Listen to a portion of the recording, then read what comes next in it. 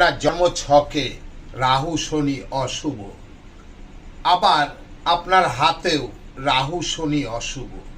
এই রাহু শনি অশুভ থাকলে আপনি এই ছোট্ট একটি উপায় করুন, এবং এর সাথে এটাও আপনি ধরতে পারেন যদি কালসর্প দোষ থেকে থাকে কিংবা মাঙ্গলিক দোষ থেকে থাকে, কিংবা আপনার যদি বিদ্যায় আপনার সন্তান পড়াশোনায় অমনোযোগী হয়ে থাকে, এই বৈশাখ মাসে আপনার ঘরেতে ময়ূরের পালক নিয়ে আসুন। যদি অঙ্কে কাঁচা হয়ে থাকে তাহলে অঙ্ক বইয়ের মধ্যে ময়ূরের পালক ঢুকিয়ে দিন।